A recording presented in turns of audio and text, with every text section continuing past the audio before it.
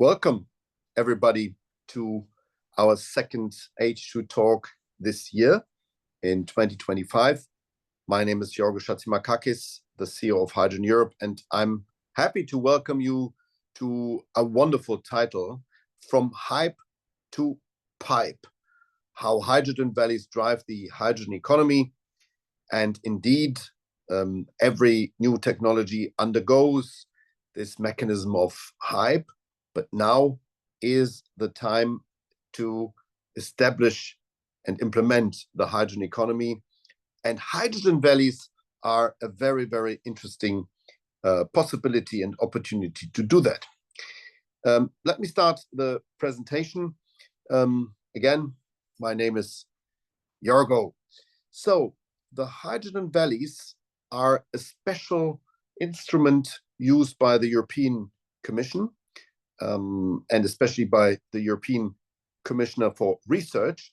Now it's called Research, Startup and Innovation, but it was the previous commissioner that initiated the idea of not having just a concentration on research and development, but also on direct implementation, but in a closer context, on a regional context, in a valley.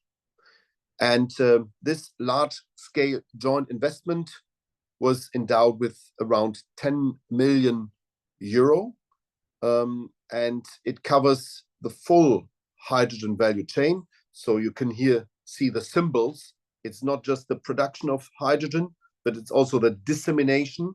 And you see the multiple end users are also connected: transport, energy, industry. And the dissemination normally, and in the best case, works with pipeline, but also hydrogen refueling stations. That's what the acronym HRS stands for, are part of this hydrogen valleys. And it has a clear regional scope, or should have a clear regional scope.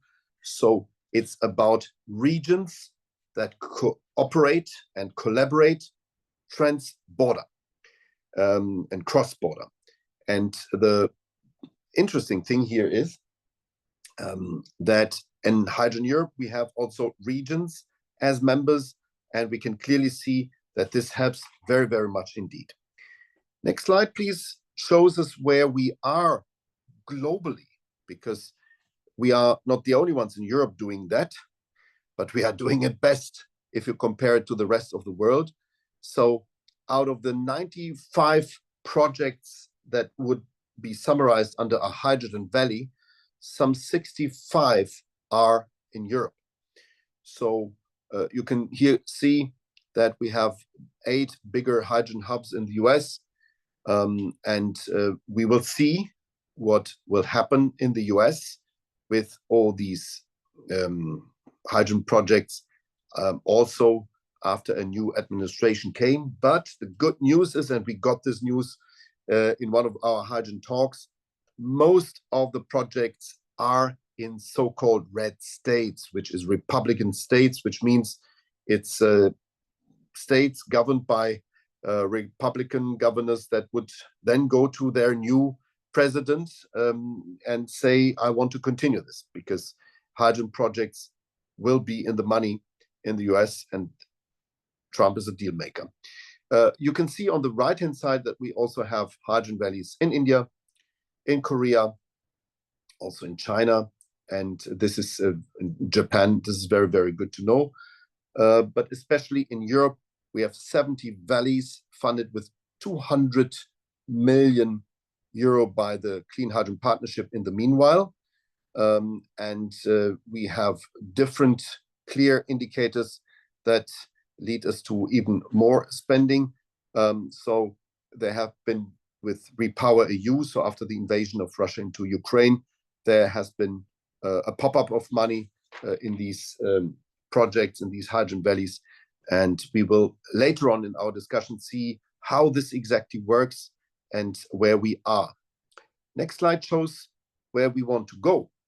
So basically, the hydrogen projects that are on a smaller scale should lead to hydrogen valleys that are connected projects, as we said, over the border, so cross-border, and definitely aligning different technologies. And that should be the starting point or the basis of a hydrogen market that needs to develop. We are good. We are exactly on that avenue. We are not late. We are not early. We are on a normal development. However, we see that certain things are showstoppers. So there's still a lack of connectivity.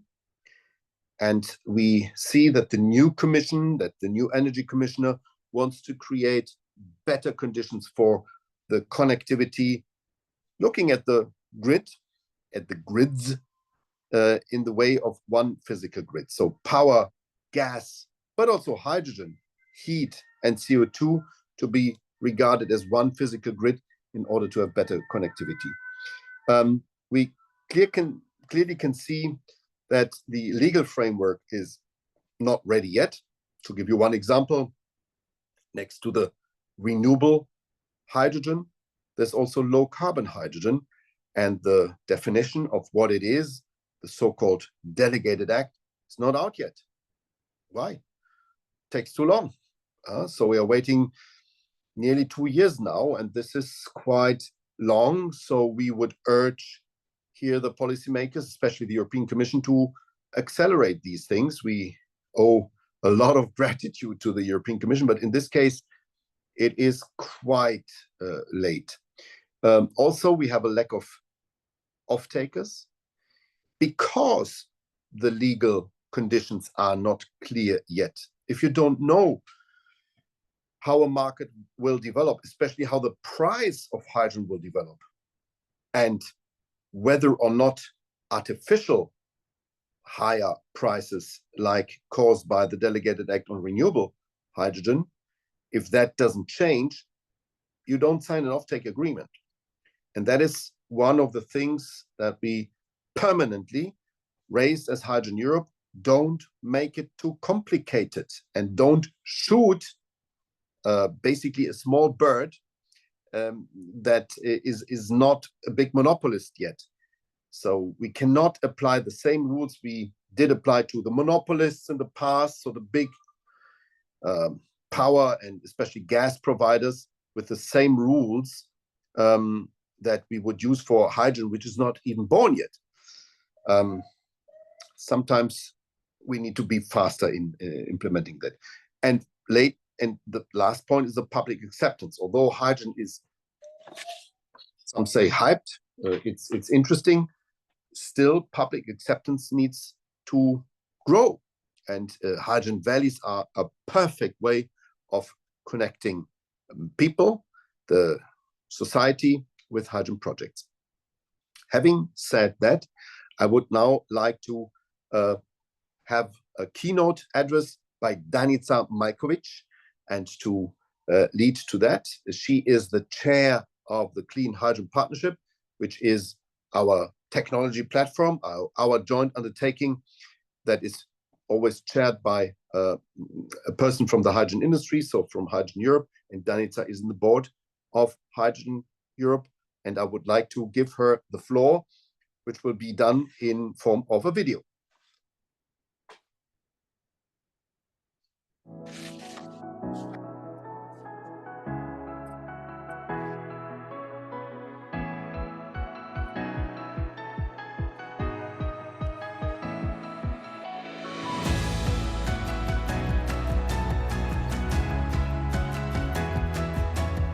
What if I told you that the biggest missing piece in our clean energy transition is not some futuristic technology waiting to be invented, but something we already have, something we just need to scale? For decades, hydrogen has been labeled as the fuel of the future, but now this has changed. Governments, industries, and investors are moving beyond theoretical discussions and into real-world implementation. The question is no longer, can hydrogen work? The question is, how fast can we make it happen? And the answer lies in hydrogen valleys. Let's acknowledge the elephant in the room. Hydrogen has had false starts before. In the 70s, the first oil crisis sparked interest in hydrogen fuel. In the 90s, car manufacturers promised hydrogen-powered vehicles. In the early 2000s, governments talked about a hydrogen revolution. Each time, the hype was real. But then, nothing happened. Why? Because the world wasn't ready. Back then, we lacked the understanding of full hydrogen potential. We were missing effective technological solutions for its production, and most importantly, a structured ecosystem to make it economically viable. Today, that has changed. Governments are aligning policies and investing billions in hydrogen infrastructure. We have invented the technologies for production of hydrogen from renewable sources like solar, wind, organic waste, sewage sludge, and others. We also made advancements in hydrogen fuel cells, ammonia cracking, and biomass gasification and pyrolysis, now being able to generate hydrogen in the ways never possible before. Finally, we are moving beyond scattered projects and towards integrated ecosystems. This is where hydrogen valleys come in. So, what exactly is a hydrogen valley? Think of it as a regional cluster where hydrogen is produced, stored, transported, and used across multiple industries. In other words, a self-sustaining hydrogen ecosystem. There are already real-world examples of this concept. The Northern Netherlands Hydrogen Valley and the Basque Hydrogen Corridor in Spain use solar and offshore wind to produce hydrogen with electrolysis. Then, the produced hydrogen is either compressed and stored in underground salt caverns or transported via dedicated hydrogen pipelines supplying fuel for public transport and industrial processes. The valleys also have distributed fuel stations that power hydrogen fuel cell cars and heavy-duty vehicles. Member states started to recognize the importance of connected hydrogen corridors throughout the Union, so they began investing in transnational infrastructure. Example here is the North Adriatic Hydrogen Valley, expanding across Croatia, Slovenia, and Italy. These are not small steps. They are the blueprint for a global hydrogen economy. Instead of isolated projects, hydrogen valleys connect the entire value chain, from production to the end use. Of course, it is not all smooth sailing. There are three major barriers we need to overcome. The first is infrastructure. Hydrogen needs pipelines, refueling stations, and storage facilities. Right now, the infrastructure is very fragmented, mostly because this kind of projects require public investment, multi-stakeholder cooperation, and dealing with complex regulatory framework. The second challenge is cost.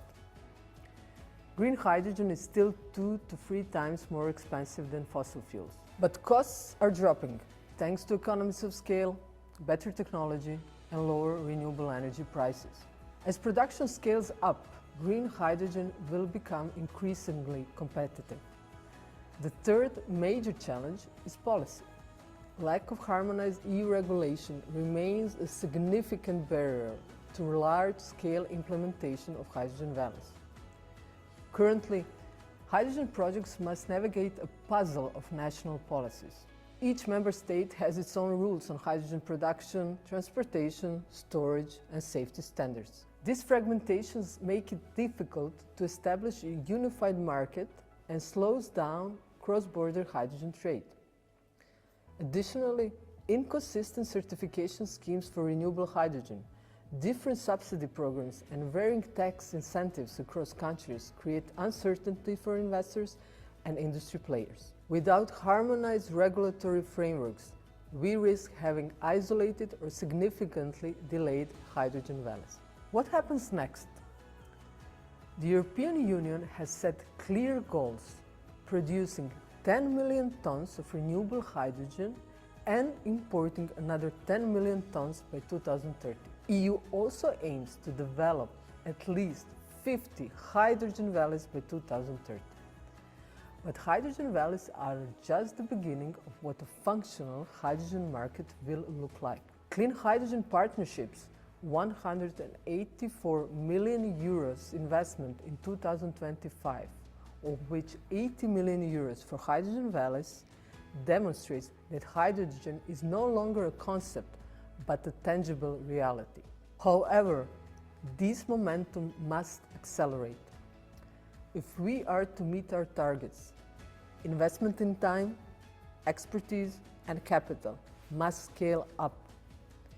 Indeed, the projections are that over 470 billion euros will need to be invested in the European hydrogen market by 2050. But the expected revenue of the same market is multiple times higher, expected to reach 120 billion euros annually. Now is the breaking point.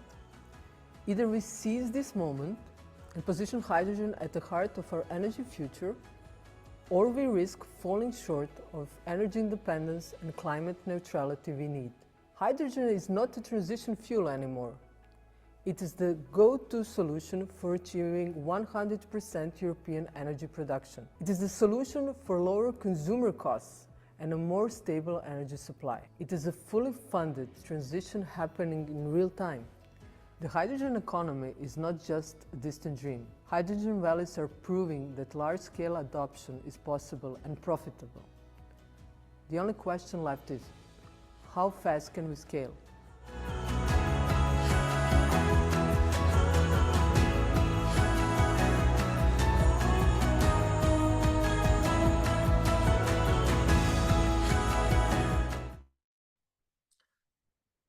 Well, thanks to Danica Markovic.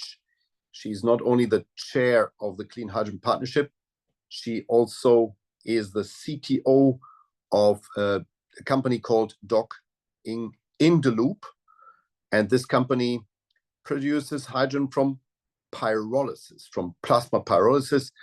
I'm saying that because I had the honor and the pleasure to be with Commissioner Wopke Hoekstra, the European Climate Commissioner, 10 days ago in Zagreb at Danica's company, and I saw her technology and also her spirit in action, basically. And it is important to say that pyrolysis can turn waste, be it organic waste, but especially plastic waste, into clean hydrogen with high temperatures. You don't burn the plastic, you bring it up to more than 1,000 degrees, and then the molecules, the CH, the carbohydrates, are falling into carbon solid and clean hydrogen. Carbon solid is important as a raw material, and that is why she highlighted very much the circular economy aspect. So we all see hydrogen is not just something which is a hype, it's a very, very concrete way to turn Europe indeed more resilient.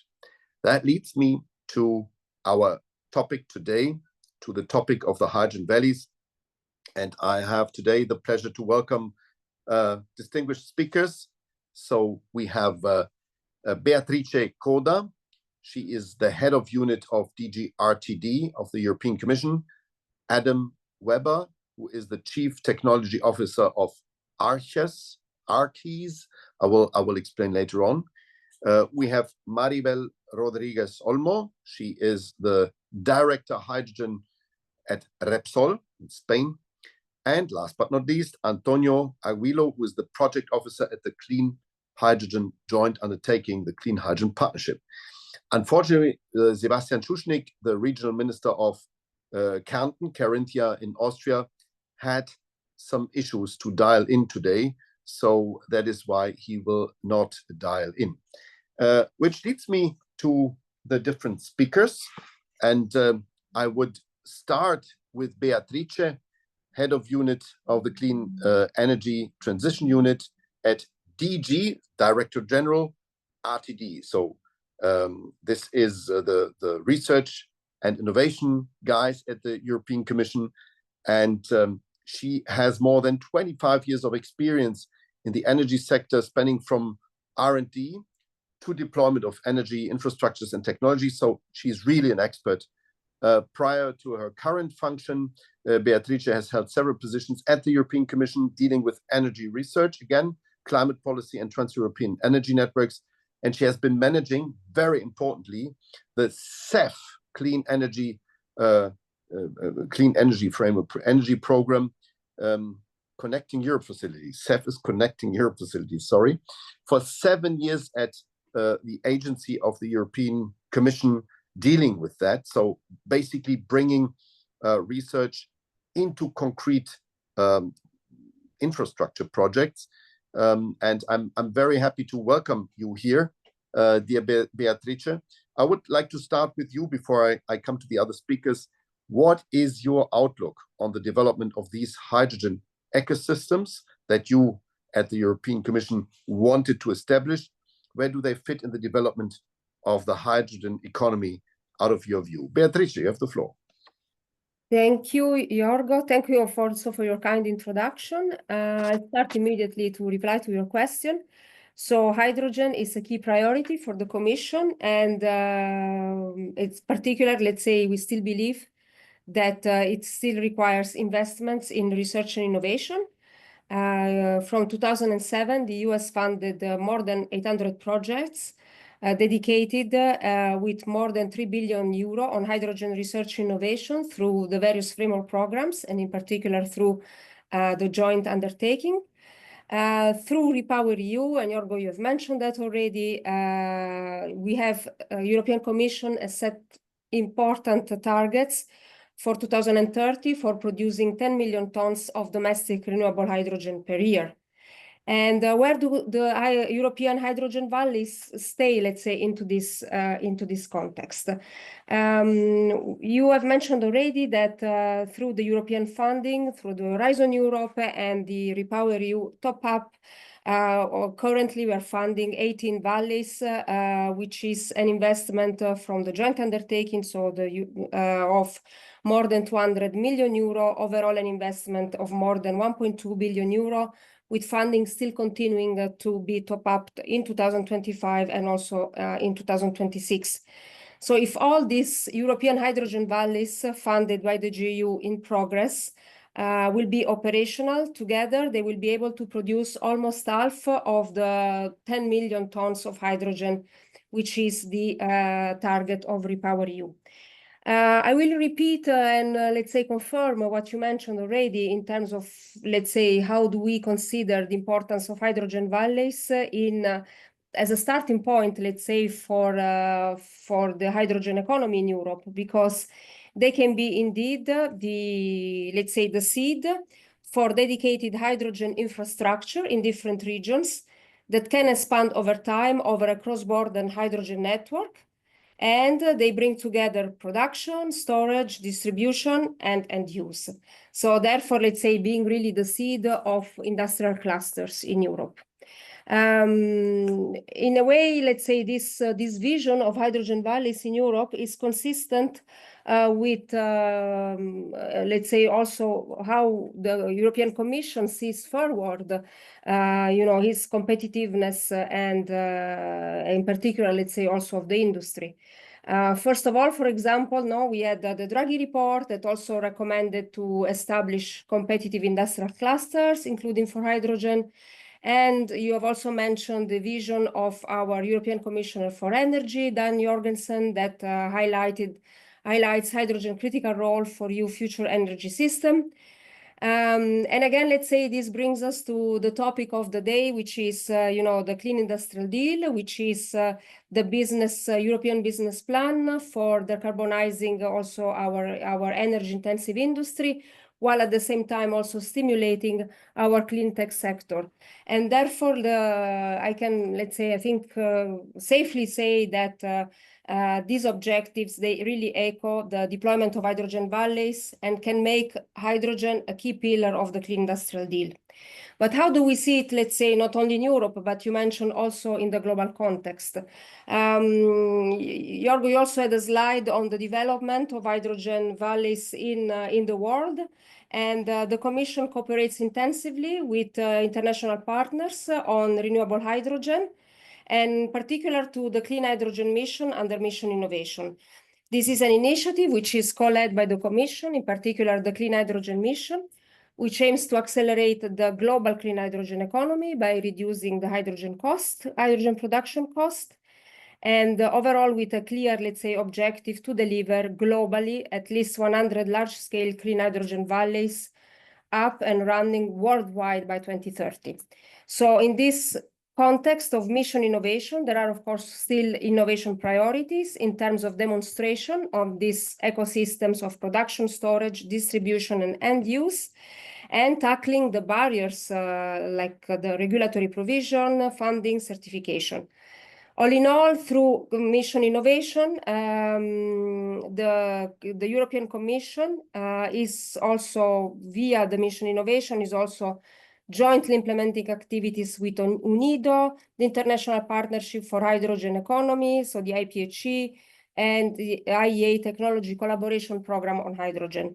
So last but not least, I want to conclude this first intervention to say that you see really how central at European level, at a global scale, we see really the development and the successful deployment of Hydrogen Valley. Back to you, Jorgo. Thank you very much. Grazie tanto. It's interesting to understand the concept. And now we turn from the concept that the European Commission had with this hydrogen valleys into how it is accepted by, so to say, the real world, the real industry. And Maribel Rodriguez will help us to understand this better. Maribel is a forest engineer and holds an MBA also on business in business. She has started technical coordination of multiple public-private collaboration initiatives. And in 2021, she joined Fotowattio Renewable Ventures, leading the business development in green hydrogen. Since November of that year, she has been part of the hydrogen directorate at Repsol, a big Spanish company, where in 2024 she was appointed the hydrogen director. So, dear Maribel, how is this idea of creating the hydrogen valleys accepted by you? What is your outlook on the development of these hydrogen ecosystems from your side in Repsol? You have the floor. Yeah, thank you very much, and thank you for inviting us to this meeting. For our point of view, we are aligned with Beatrice's words. I mean, we think that the hydrogen valleys has a crucial role to allow for the sharing of infrastructure costs. Also, it facilitates the implementation of the entire hydrogen value chain, but also it's kind just to boost of integrate of various uses of hydrogen, and also even, as you already mentioned, a valorization of waste to generate also new fuels. As Repsol, we are creating this concept around our industrial complexes. A clear example is in our Basque hydrogen corridor, but also we are trying to create these kind of structures around Tarragona and Cartagena, but also in Puerto Llano and La Coruña, just to use a clear demand of hydrogen and try to connect this demand with another potential demands and incentivizing these new demands. Also, Spain have a predominant role in the implementation of these hydrogen valleys, as Spain is a unique position to play a leading role in this implementation of hydrogen valleys, contributing to this in the competitive pricing of renewable electricity in Spain compared to other Central Europe countries. These cost advantages make hydrogen production more economically viable and attractive for investor. Also, Spain have another benefits. For example, the easy connection to Central Europe by pipe, a clear and competitive use way of transporting these molecules. And this infrastructure advantage support the efficient distribution of hydrogen and strengthens this Spanish position as a key player of industry in European hydrogen market. It's true that is not everything smooth. Is essential to generate this new hydrogen consumer, incentivize the demand, and promote this inclusive and competitive energy transition model. As if there are not another uses that transforming the gray hydrogen to green hydrogen, there is not a value. So you need to create further demand, incentivize use of hydrogen in mobility purposes, but also in a different industrial where currently they are not using hydrogen yet. So in the short term, we see that these initial projects are facing challenges in covering this high infrastructure cost. So yeah, therefore it's crucial for this first and a pioneer project to develop a model that incentivizes the launch of these new projects and facilitate the access to infrastructure. You already mentioned about the difficulties just to connect to the grid, to the electricity grid.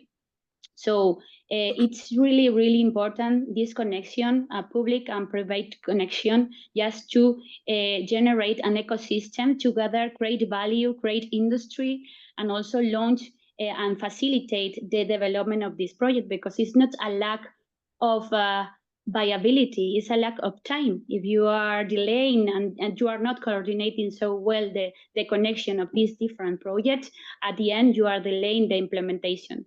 So in our point of view, I mean, we continue being very, very, very pushing in this hydrogen sector. We really believe that this green hydrogen have a key role in the energy transition, and also just to incentivize the autonomy of our own resources. But it's true that we are facing these problems of lack of coordination of public and private connection to try to connect all the initiative, the connection to the grid, the electricity, the connection to another project, also the connection of water supply.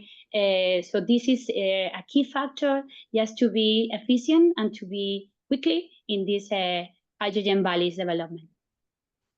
Yeah, muchas gracias. Many thanks for the highlight that you said, and you were very clear. Not everything is smooth, but that's normal and typical for this young technologies to overcome the chicken and egg dilemma. And that's exactly what the hydrogen valleys are about to do. But possibly they have a very, very short timeline, and you mentioned that already. And I've seen in the chat that there are some questions also going in that direction, and we will certainly come back to it. But before coming later on back to Europe, let's go over the Atlantic. Let's see what's happening in the United States. And we have the pleasure to welcome Adam here, Adam Weber, who is the Chief Technology Officer of the Alliance for Renewable Clean Hydrogen Energy Systems, ARCHES, I would pronounce it, but you will tell us how it is pronounced. And he's a senior scientist at the Lawrence Berkeley National Laboratory. He also co-directs the DOE-funded Million Mile Fuel Cell Truck Consortium. So basically something which is very close to our Valley approach. And his research focused on optimizing fuel cell and electrolyzer performance, understanding flow batteries for grid-scale energy storage, and analyzing solar fuel generators and CO2 reduction processes. He holds 6 patents in these fields. Adam, if in the US things become hard for you guys in these technologies, come to Europe. Huh? We need guys like you. So what is your approach to the hydrogen ecosystems in the US? How would you interpret the Valley concept, how we call it? And does it work? Do you overcome the chicken and egg dilemma over there in the States? Adam, you have the floor. Yeah, thanks for the nice introduction, and as well as for the invitation to attend and be part of this. So within the Hydrogen Valley context, right, we're talking for us hydrogen hubs, and so that was established under the IIJA, so it's the Infrastructure Investment and Jobs Act. That was done under the last administration. That was put forth for different hubs, as they call them, for hydrogen. So these hubs are basically, have something that is regionally located, can be a relatively large region, but really it's co-location of getting the downstream, the upstream, and the midstream all connected in some capacity. And so that's everything, from production of different technologies and different feedstocks. So within the law, the hubs, there had to be hubs that would focus on renewables, that there would be hubs that would be focused on fossil with carbon capture, hubs that would be focused on nuclear. Of that, call, 7 hubs were chosen, roughly $7 billion. That really unlocks at least $7 billion of federal, but unlocks another $40 billion in terms of private investment. And so we really see the hubs as kind of seeding and kind of the booster rocket or the catalyst, however you want to call it, for overall hydrogen economies to overcome kind of that chicken the egg issues by having kind of end-to-end connectivity and understanding. As mentioned, so I'm the CTO for Arches. So that is the California Regional Hydrogen Hub. And so that for us is statewide. For those who don't know, California is, roughly the 5th largest economy in the world and roughly, 40 to 50 million people, and over 1,000 miles. And so it's a region, but it's also a very big region and a big player. What we've decided to focus on there in terms of kind of the hub is renewable generation. So whether that's, solar resources, wind resources, or biogenic resources, and using those to generate the hydrogen in different plants up and down the state. And then those would be either or liquefied for delivery to hydrogen refueling stations, as was mentioned, or perhaps put into gas pipelines that we're developing as well to reach the end uses. We decided, as we start to embark on this and really focus on critical end uses, for us, California has a lot of both kind of carrots and sticks. There's policies, for example, for zero emissions at ports or for the trucking fleets. And so we focus a large amount on heavy duty long haul trucking. So leveraging some of the understanding that we have from the Million Mile Fuel Cell Truck Consortium, but really connecting together fleets with station providers and doing this from a systems analysis and kind of rolling that all out together. And then we're also focused on ports and decarbonization of the ports and the goods movements within the ports, especially because 40% of all goods flow through California ports that go into the US, primarily from Asia. And then as well, the power sector. And so looking at kind of not just discrete kind of distributed mini grids and power, but really looking at kind of turbines and replacing once through cooling power plants with hydrogen alternatives such that become very low emission or even zero emission type technologies. And so we see those as really critical in terms of we have, somewhat visibility now into the demand, especially based on kind of policies. And so now we have an idea of how we can decrease and have kind of that demand, then we can associate that with the uptake and the production. An issue, of course, is always going to be cost. And so that's really where we're working to kind of bring in the innovation as fast as we can to scale down as we go and scale up in terms of these technologies. So that's what we're doing within Arches. Just to put some other context, there are other hydrogen hubs within California. I meant within the United States. So there's a large one around the Houston area that would be looking at kind of more traditional petrochemical type operations with hydrogen. There's one in the Pacific Northwest that's looking, very similar to what we're looking at in terms of transportation. There's a couple in the Mid-Atlantic region and Midwest regions that would have some nuclear as well as looking for power as well as large agriculture. Once, as we see DOE's perspective, right, it's really that hydrogen is a Swiss Army knife, so to speak, of which there's a lot of ways to produce it and a lot of ways to use it. Of course, like any good, probably Swiss Army knife, there's a few key things that we always use. And so those are the ones that we're focusing on. But definitely, I think bringing together kind of the end-to-end market segments is really what's going to be driving together, you know, the market liftoff for hydrogen. Thank you. Excellent. Many thanks, Adam. Very impressive to hear what you're doing there. And indeed, California is a big place. Within an even bigger place, the States, I'll come back to you with some concrete US questions. But before, let's turn to Europe back again and to see how these hydrogen valleys are basically put in practice from the side of the Clean Hydrogen Partnership. And today with us is Antonio Aguiló-Ruyan, who is an industrial engineer with more than 20 years of experience in the private and public sectors in the field of sustainable energy. And already in January 2017, so quite some time, he joined the Clean Hydrogen Joint Partnership, had a different name back then, but it's the same thing. As a senior project officer, he's currently the coordinator of the team of project officers and is also responsible for the coordination of the partnership of activities in the Hydrogen Valley. So we have exactly the right guy here to explain to us whether he is happy with conception, but also implementation of the Hydrogen Valley idea. Antonio, you have the floor. Thank you, Jorgo, and thank you for the invitation for having the Clean Hydrogen Partnership. And it was reflecting when we were invited on the title From Hype to Pipe. And if we think some years ago when we were presenting already back then Hydrogen Valleys, we were saying from R&I to Hydrogen Valleys, which I think somehow illustrates a bit the journey we've been going through over the last, I would say, almost 20 years. The Clean Hydrogen Partnership has been supported R&I projects since 2008. It's been doing so in a public-private partnership. We have, and Beatrice mentioned that, 2,000 million euros to research and innovation leveraged by an equivalent amount by industry. And we are made actually of the European Commission, but also of the industry and research communities in Europe.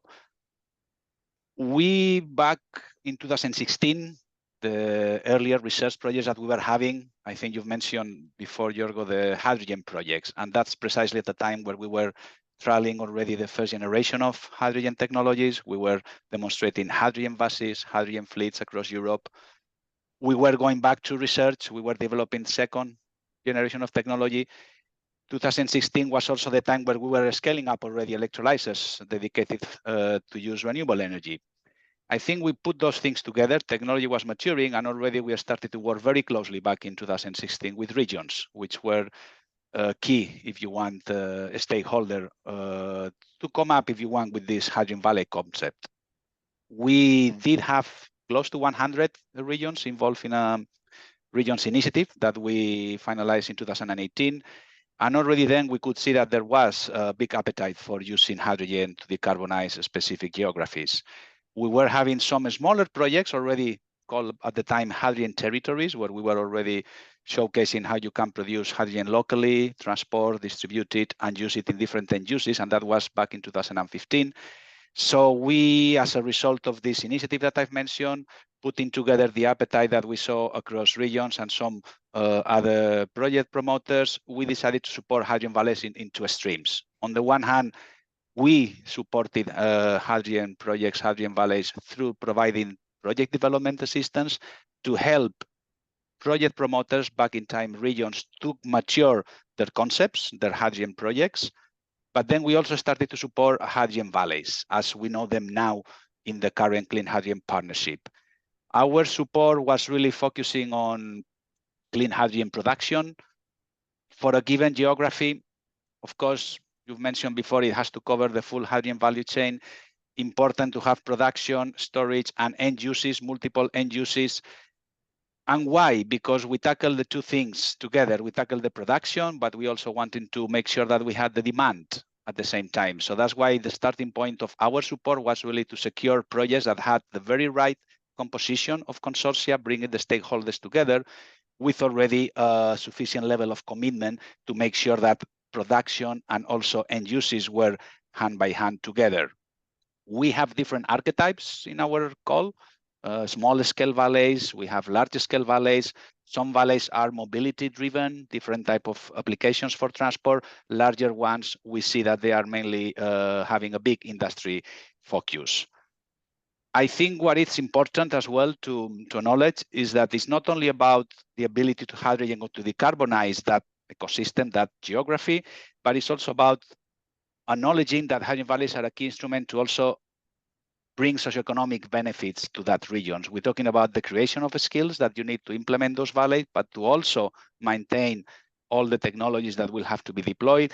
But it's also making sure that we are working with the regional authorities for all to do with the permitting that it's needed. So we really want our projects to bring all those stakeholders together. Right now, we are supporting around 20 hydrogen valleys. We just starting to sign the last 2, and we will hopefully support 5, 7 more on the back of the call 25. And we are providing support for the preparation of the projects, but also for the investment of the project. So we really try to somehow be flexible, allow projects to take a risk with our funding, in which we allow them as well to prepare the projects and to make all what is necessary to reach final investment decision as part of the support we give them. Of course, we want to see them up and running, and then we are asking them to operate for a certain number of years within the project so that we can also benefit from the learnings of the operations. And just to finalize, we do have, as I mentioned, small scale, larger scales, and in the larger scale, we do have projects very much focused on a given region, but we also have, I think it was at the beginning, has been mentioned, projects that are looking really at implementation of hydrogen valleys across borders.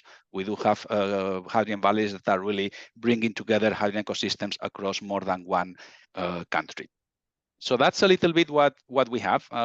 We do have another call that is closing in 1 month, and we hope to use these 80 million euros that have been mentioned before to support anything between 4 and 7, 8 additional valleys, depending on the investment volumes that we will be supporting. So that's, I think, for the time, enough as a means of an introduction. Many thanks, Antonio. I would like to also now, and I would turn to Beatrice, look into some questions in the chat.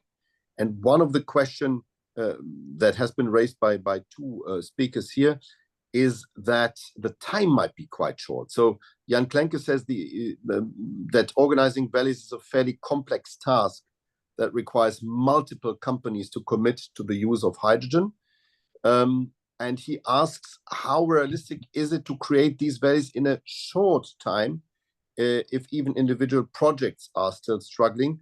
A similar question comes from Mario Orfeo Bianchi, who says in Italy, and he assumes the same it is in Europe, the hydrogen valleys have very tight timing to be completed, and due to various uncertainties, some companies that have been awarded of funding have decided to step out, possibly because the complexity, but also the time pressure was too much.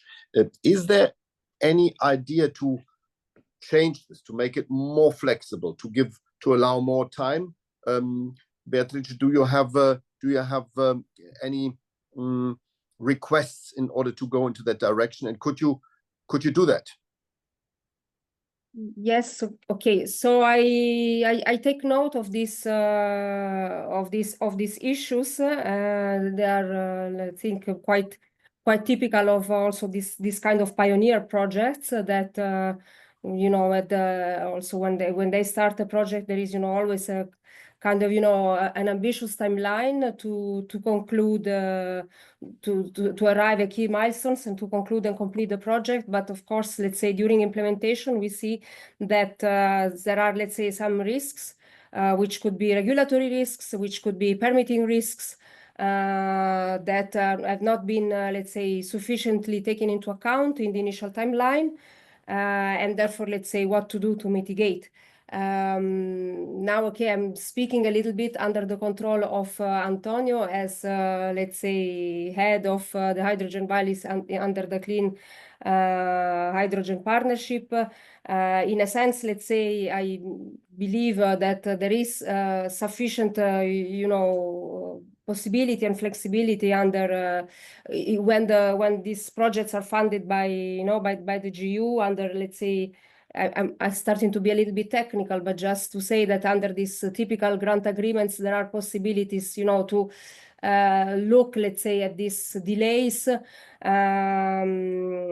a certain, let's say, flexibility, and therefore, let's say, the funding is not, lost at the first issue that is encountered, but there is, possibility still to, accommodate.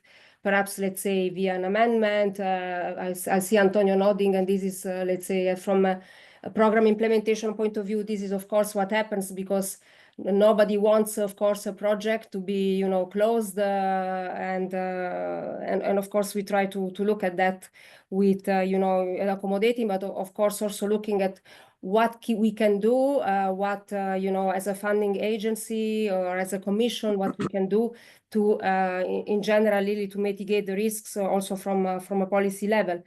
And you were mentioning, or somebody was mentioning that permitting is a clear issue. We can go in the direction of policy experimentation when it comes to the hydrogen natural gas market directive. That it's in the remits of my colleagues in DGNR, but they envisage the possibility of some exemptions for infrastructure. For example, there is the NZA Act that also provides an accelerating conditions for permits, of course, when it comes to infrastructure. And we also have a possibility to establish a regulatory sandbox for innovative technologies. So there is a little, let's say, flexibility provided at the policy level when it comes to innovative technologies and the real testing under in a real world environment under regulatory supervision. But of course, I mean, I am fully aware that these are, the first projects, and we can all learn from the hurdles that the pioneers are experiencing, and and try to take it also from there and sharing really this experience further. Thank you. I would like to stay with you, Beatrice, before I come to Maribel with some specific Spanish questions that also are in the chat that have been raised there. But Beatrice, I mean, I started with a critical tone here in the chat. In fact, the Hydrogen Valley's call has been quite a success, with more than 19 projects across Europe, which involve many stakeholders from academia, public institutions, and industry. However, we understand that it's super important to keep the regional players, so the regional authorities, in the game. So they need to support, to show a clear interest in the project. And here my question is, do you know what we can do in order to keep them in? Because in the light also of the Clean Industrial Deal, which now comes up, and do you know of other European initiatives in other sectors from where we could learn how to get them engaged, these regional authorities? Yeah. So I think, let's say, I mean, also, again, I think Antonio's already mentioned that in the past there has been support to regional and municipal authorities with specific project development assistance to bring early stage projects to the point of implementation. So this is an instrument where also, let's say, the local authorities, the regional authorities can benefit. And there is the intention to continue, in fact, with let's say, a new instrument which we will call Hydrogen Valley Facility, to help, let's say, hydrogen valleys at early stage to get to the point, let's say, of maturity. So again, here we're speaking of technical, financial, and legal support to project promoters, which can be public, which can be private, in the preparation of the Hydrogen Valleys project. So there is a concept to have what we call a PDA light, so moving from an idea to a little bit, let's say, a fully developed project concept, but also for a PDA plus for projects that have already developed a more solid concept, and helping them to move to other to final investment decision. There have been also, let's say, other examples like Elena, which has been also a technical assistance facility, the European Local Energy Assistance to assist regions. And we have, in the European Commission, via Horizon Europe, also supported building, let's say, on the concept of the hydrogen valleys, also the renewable energy valleys. And these are regional communities that demonstrate cost-effective production of and storage of renewable energy carriers to achieve 100% sufficiency. So we have a few projects in the regions, one, for example, in the Netherlands and one in the island of Crete, which have been developed following, let's say, the successful example of the hydrogen on the hydrogen valleys. Thank you. Excellent. Thanks very much. We have one question in the chat from Dieter Brückner with regards to the Spanish hydrogen strategy and the targets of the Spanish hydrogen strategy. And I think, Maribel, you also were active in the Spanish association, so you might know them very well. But there is also the question about how to secure off-takers. I mean, Repsol is a big off-taker, is a big producer of hydrogen, but at the same time also an off-taker. And this is a challenge for hydrogen producers all over Europe to make sure that off-take is basically signed off, that you have off-take agreements. Also in the context of hydrogen valleys. And yet in the Basque hydrogen corridor, there are 17 deployment projects in hydrogen mobility and 6 R&D projects in industry. What have been the factors for this really success? I mean, it's a big success. What were the challenges along the way? And how have you been able to engage this variety of stakeholders to commit this valley? This is a very successful valley. Can you answer this? Yeah, of course, yes. As you mentioned, Offtake is crucial for the success of these hydrogen valleys. So these off-takers are entities at the end that commit this purchasing hydrogen, ensuring this stable demand for financial those projects. So it's true that in our case, we already have a clear view about our quotas or the target that we will cover, just substituting this gray hydrogen through green hydrogen. So in our sector, it's almost clear what would be the quantity of hydrogen that you would need. In this base hydrogen corridor, this initiative also have the success because they have a excellent public and private cooperation, and this is a key factor just to connect, as I already mentioned, about the connection of different infrastructure, different off-takers, different initiatives. So it's a key factor, this public and private collaboration. Also, it has a clear ambition to generate industry and to generate the whole value chain using hydrogen. So also the administration push a lot just to involve different companies, different industries in this ecosystem. And this is and this vision aligned with the broader goals of sustainability and economic growth. Also, sorry. Innovation is a key factor, is the heart of this base hydrogen corridor with a strong also focus on using hydrogen also in this industry and mobility. For example, Petronor Repsol is pushing this corridor through 3 different projects. One, a big one of 100 megawatts is linked to substituting this gray hydrogen to green hydrogen in our industrial complex, but also another project of 10 megawatts that there is also linked to mobility purposes. Also direct using of hydrogen to hydrogen fueling station, but also to a demo plan of synthetic fuels for mobility purposes, also to different segments of aviation and also maritime sector.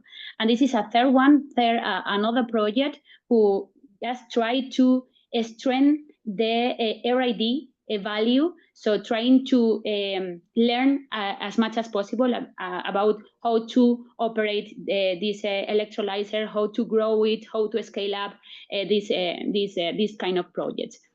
So the success of this base hydrogen corridor demonstrates the importance of finding committed off-taker and fostering collaboration. Also, this could be incentivized. It's true that you already mentioned how about the Spanish situation. We have a PERTE. This is a kind of a program just to incentivize this project, mainly now based in CapEx support, but also we are trying to connect with incentivizing demand. So how we can incentivize demand, also granting kind of premium to renewable hydrogen producers, economic incentive for provided each kilogram of hydrogen producers as hydrogen bank, for example. Also, public and aid programs for consumption, just kind of incentivize a kind of a contract for difference or feed-in tariff as in renewables, just to promote new uses of this hydrogen.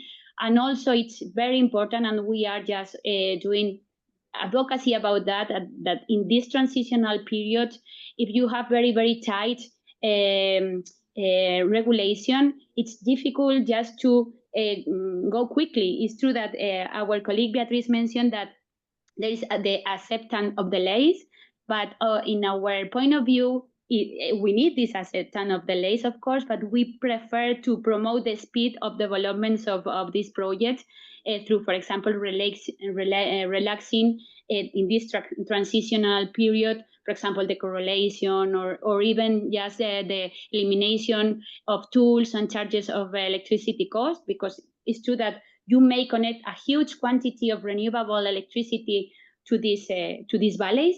So if we we can connect that, relaxing the payment of different charges, different tools, it facilitates the speed and the learning curve of these projects. So we can clearly see that Spain is one of the big hubs in Europe of hydrogen, both production but also offtake, and you really manage it well. So congratulations. But this goes in line with the perfect geographic conditions that you have there, but also with the strong authorities. I have to say that the Spanish regions are really, really cooperating and interested. The Spanish central government is very, very strong, and not to forget the industry. I mean, you represent Repsol. There are plenty of other Spanish companies super interested, and that makes the difference. So it's really the combination of all of it. However, there are problems, and Antonio, who is also Spanish, I will come back to you after I talk to Adam with the last 3 questions in the chat. So I'll highlight, because they are more of how to handle these hydrogen valleys. But before that, Antonio, I would like to go back to California, to go back to Adam, and to first of all pass on also our admiration for what you guys are doing there in California. So within the US, California is definitely one of the big hydrogen hubs. And you explained a little bit how this works. I cannot spare you the question, what will happen next with this administration? So I mentioned already that many of the hydrogen projects are in red states, so in Republican states, but I think California is not a Republican state.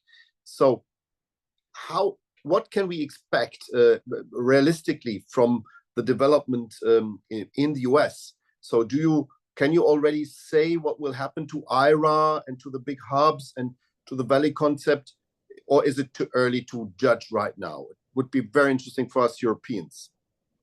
Yeah, of course, that's a question that we're interested in understanding as well. It's really kind of too early to tell with this administration, but as you said, the hydrogen projects themselves and the hydrogen hubs are, both kind of within blue and red states.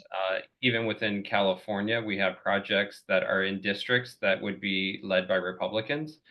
And at the end of the day, really, it's, hydrogen makes sense because, you know, it pencils out in terms of, as we said, if you look at the $7 billion investment that is capitalizing over $40 billion, so that's a very substantial return, so to speak, on an investment.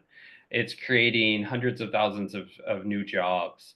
It's nominally onshoring manufacturing for a lot of components, and really allowing the US to still take the lead within the hydrogen space. As we've been doing, I think it was mentioned how much money we spent on R&D over the last 10, 20 years, but really in kind of the implementation side as well. So in a lot of ways, hydrogen makes a lot of sense for things that any administration would be interested in terms of finances, jobs, as well as cleaning up some local pollution as we remove diesels to look at hydrogen fueled transit buses, for example. We have a lot of people that are interested in making sure that this technology moves forward. Hydrogen is obviously not new for the US. It provides opportunities to maintain kind of a export market as well when we start looking at ammonia and methanol and hydrogen derivatives, when we start looking at agriculture and kind of onshoring agriculture and fertilizer production. And so we see a lot of takeaways that this administration should love about hydrogen. But, of course, there's always uncertainty in terms of what may or may not as we start to increase efficiencies. But hopefully, hydrogen will remain. We know that for things like the 45V tax credits that was in the IRA that was mentioned, a lot of those have had bipartisan support and letters from congressional districts and congressional members saying that those should be kept, including those that traditionally use hydrogen today that might be of gray hydrogen. But they kind of see the need for keeping a lot of those incentives. Well, that's great to hear. But I also noticed that there is a lot of hope, of course. I mean, we cautiously optimistic, let's say. hydrogen guys are always optimistic. But of course, we also have our problems in Europe. I mean, in the chat, there was one question with regards to the delegated act on low carbon hydrogen. It has not been published yet. And the question is, why? If hydrogen is so important, why? Beatrice, don't kill me, but indeed, sometimes I notice as a hydrogen association, umbrella association, that the machinery room, but that's not the case in DG R&D. But in other DGs, honestly and clearly, and I say this publicly, the machinery room is not as fast as the political leaders want this to be. Possibly because you want to make it perfect, but sometimes the perfect is the enemy of the good. And we are too slow.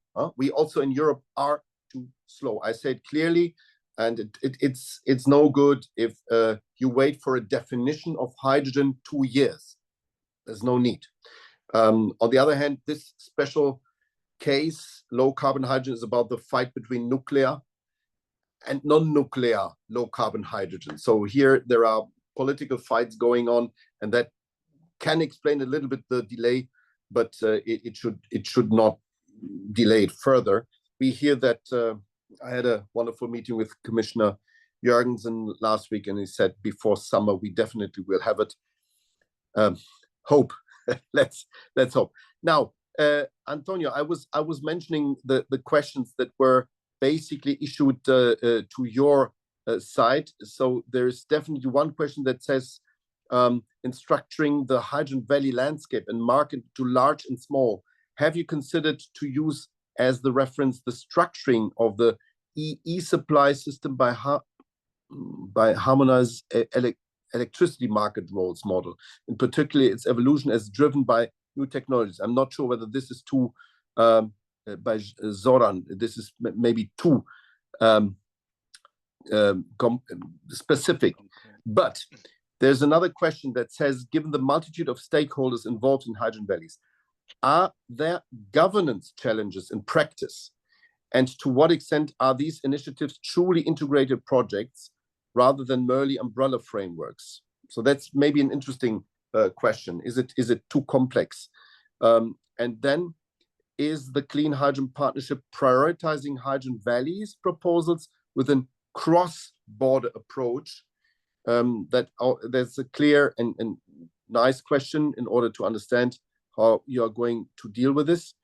And are there any common themes that the Clean Hydrogen Partnership has identified that set successfully funded hydrogen valleys apart from prospective locations? That's also very interesting. Do you want to take this, Antonio, being the expert here? Yeah, indeed, I'll try. I could not pick very much on the first one, as you said. Apologies for that. So I would go a little bit more on the second one, straight on whether this more considered a bit of an umbrella framework or concrete support. I mean, at least on what it concerns our call, I would consider that as concrete support. I mean, we are really supporting teams that can be integrated by any necessary stakeholders. So in our projects, we are supporting public authorities, we are supporting private sector companies, we can support directly and indirectly suppliers of equipment. We also support of course, this is a European program, so we are also supporting followers, if you want to call it like this, other regions in Europe that can learn from those that are deploying a valley in our projects.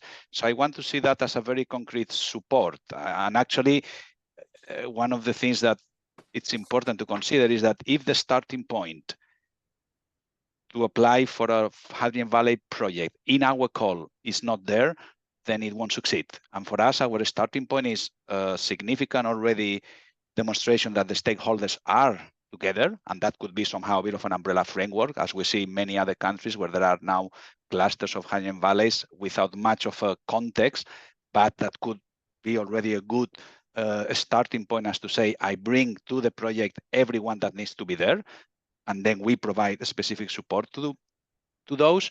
But I think it's also very important to have a solid techno-economic starting point. And of course, you need to have done some sort of feasibility studies. You cannot simply come with a group of people and say, I want to have a valley, I'm going to ask for support.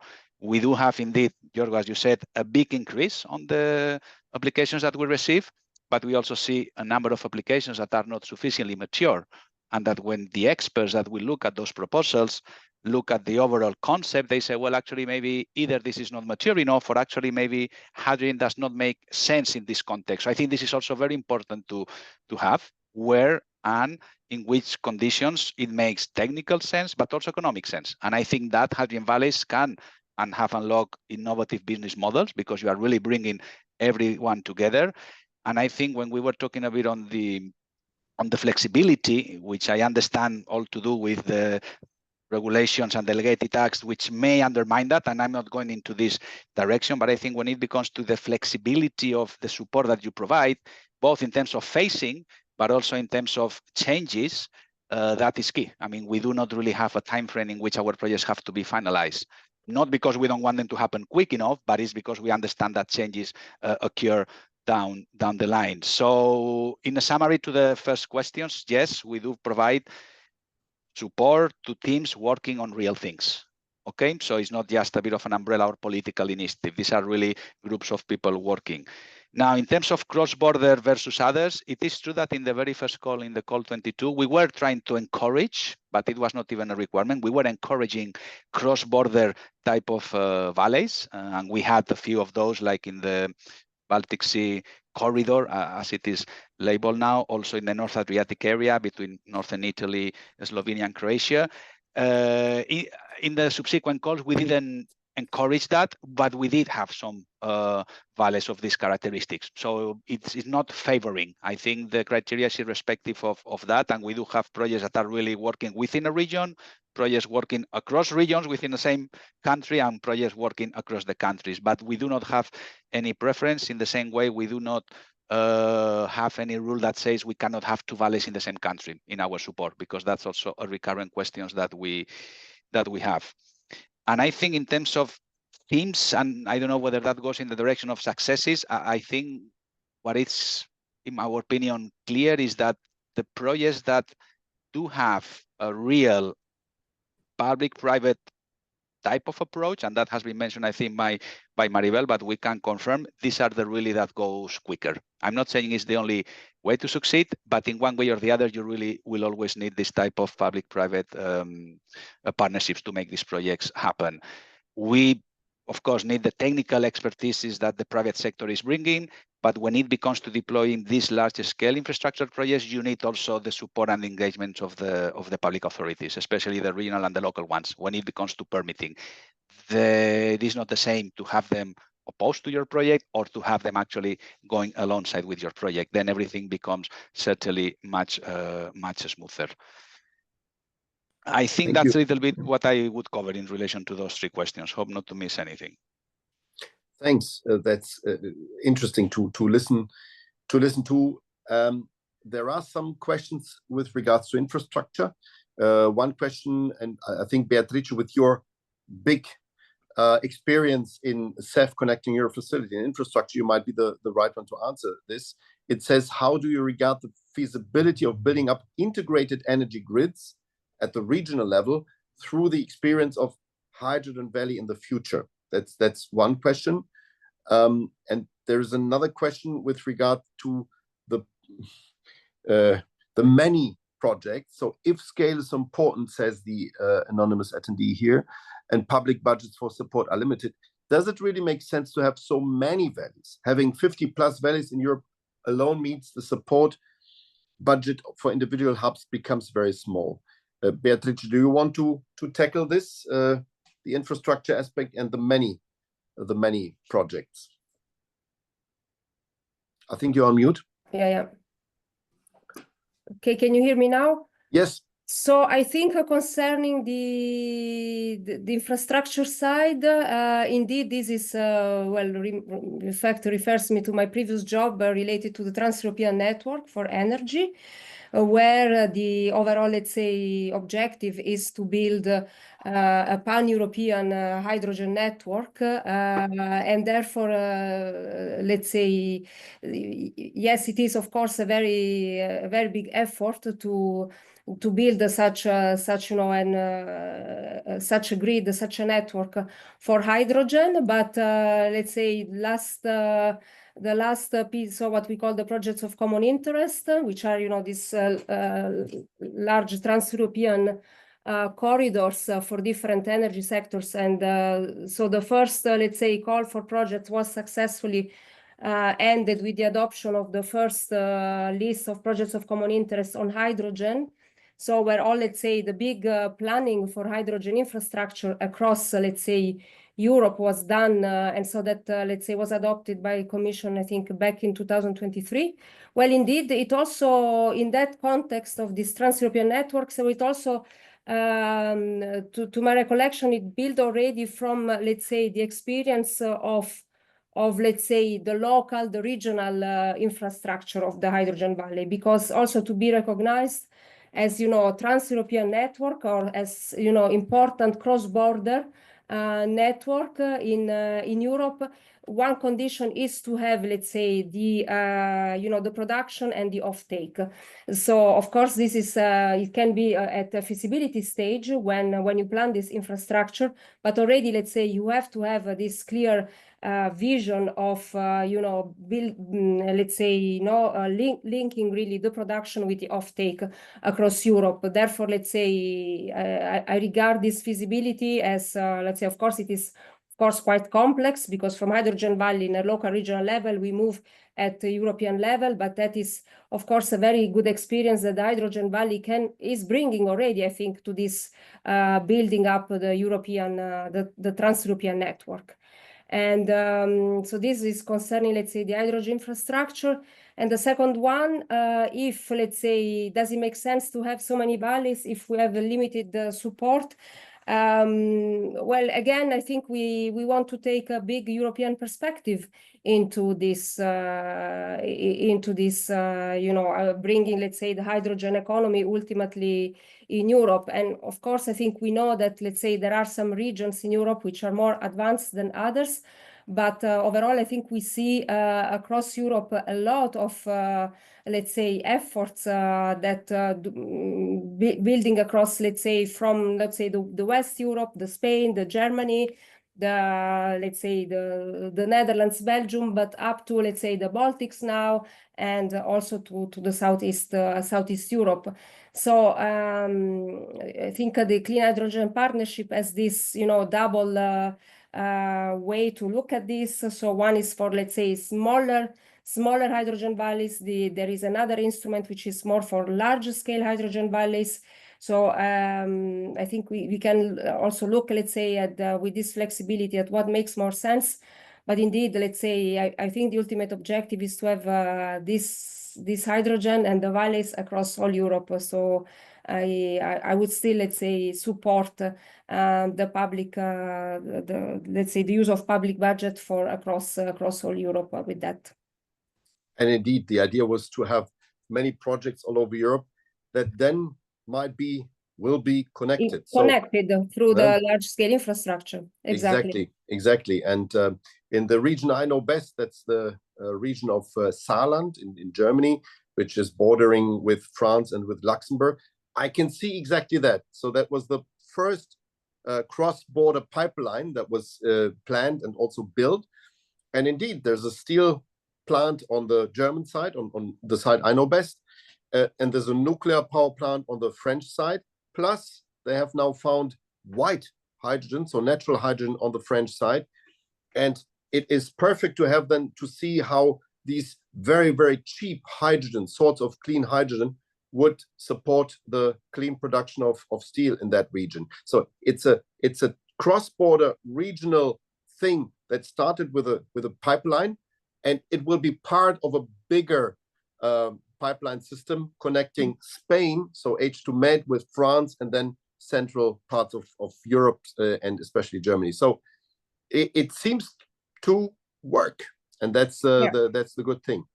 Can I turn to Maribel, but also to Adam and to Antonio by asking as a final question, what are the bottlenecks? What are the barriers? I mean, we talked now about some successes. We also talked about negative aspects. But what, out of your perspective, is the main issue to be solved?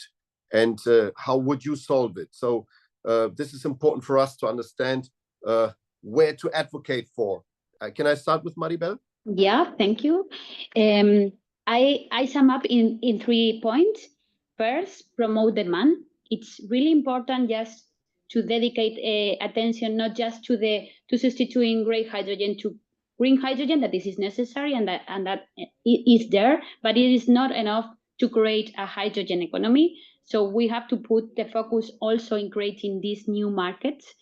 Also, coordinate the methods, coordinate permissions, coordinate grants, and speed up this process and simplify that. For example, about IPCEI, we have this grant that this is 2 years before said that Repsol will have the grant, and then we are still waiting because there are some delays internally. So just to coordinate this message, and for example, for mobility purposes, it's really important to coordinate this chicken and egg that you mentioned, the hydrogen refueling station with the vehicles and the fleets that they use this hydrogen. So it's very important just to connect also this message. And in third point about infrastructure facility and infrastructure connection facility, it's really important to connect these hydrogen valleys through electric grid to this green electricity, but also it's really important, and also you mentioned, to connect these valleys to another demand points with this pipe. So this also facilitate the OSBL, so all of the other costs that they are applied to the projects, that they are not specifically used for one project that could be shared for the valley. So it's important this infrastructure facility connection and integration of different uses. Thank you. Adam, what can we learn from you guys? Where are your barriers? What are your proposals to overcome these barriers? And what can we do better? Yeah, no, I definitely agree with what Maribel was saying, right? A lot of it is trying to aggregate. And so what we're trying to do, right, within Arches is, we have targets of getting up to 500 tons per day in about 8 years that's both production and use. And a lot of that comes from aggregating demand. and we see that demand really drives it, and it needs to be bankable, right? And so that's where you need to have an ecosystem approach of not just a one-to-one, but a many-to-many kind of approach, because that gives you the robustness and resilience that you need. So that aggregation is very critical. Also having an end-to-end solution, right? So being able to, through an ecosystem or a marketplace, connect the producers with the off-takers and showing how the midstream infrastructure is going to come along, and basically have a package, right? That's where you can start to get the financing, and especially the larger financing. And then the last point is, a lot around education, right? So we see a lot of permitting issues, a lot of local jurisdiction issues. And so I think just a lot of showing that, hydrogen is not necessarily new. It's new in some of these markets, but it's been used safely. We have ways to detect leakage. We have ways to overcome it, and being able to just show a path forward. And really just get some of those initial de-risking done of some of these projects so that they can get, people get used to the equipment. You can show pathways to reaching total cost of ownership similar to what's in the incumbent technologies or other zero emission technologies, depending what you're comparing to. That's really what's going to be critical. Excellent, thank you. Same questions, of course, to Antonio, plus UK. There's one question in the chat with regards to UK. Are they doing better than the European, well, UK is also Europe, sorry, than the EU valleys? Could you give a view on the UK?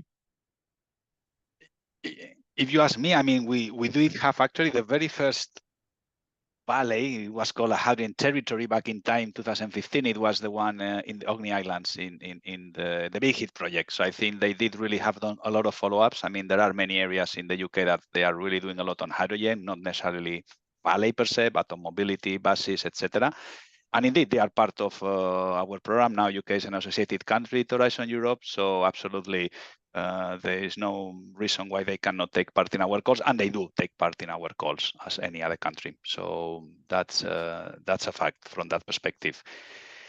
In terms of the follow-up question or the closing, if you want a statement in response to your question, Jorgo, I think someone said, well, why so many valleys with so little support? Indeed, if you look at our support, it's little. I mean, we give 9 million euros for a smaller scale, 20 million for larger scale. That's about 20-30% of the funding.